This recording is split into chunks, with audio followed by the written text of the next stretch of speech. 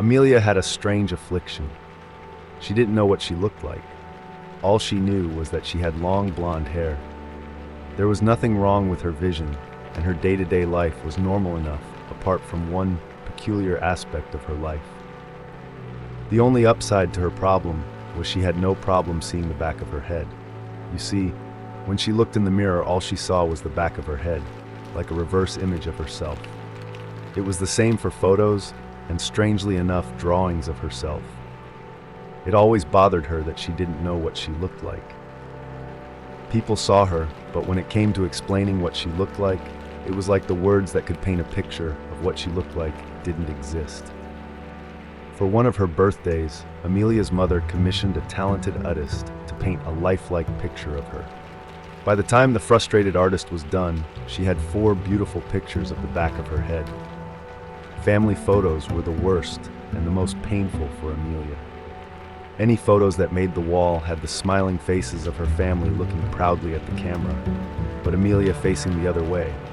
Doctors didn't have any answers for her. Brain scans always came back normal, but it still wouldn't explain why others saw it too.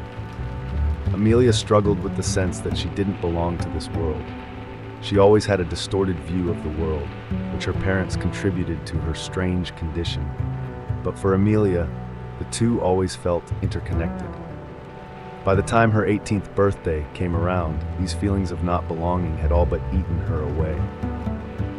She had spent the night writing out her farewell message to her family before leaving it by her nightstand. She took one more look in the mirror, hoping that a girl was looking back at her to convince her not to do the unthinkable. All she saw was the back of her head, hiding the fact she had just placed her father's gun in her mouth before pulling the trigger. Amelia woke up in her bed. At first, she thought the suicide failed, but there was no blood and no devastating wound to her face. She jumped from her bed and went straight to the mirror. At first, she didn't know who was staring back at her. She didn't recognize the beautiful face of the young girl staring back at her. She ran and checked the mirror in the bathroom, and the same reflection of the girl stared back at her. As she ran down the stairs, something strange caught her eye. The family photos on the wall were different. All the people in the photos that lined the wall were facing the other way, apart from Amelia, who was standing facing the right way and smiling at the camera.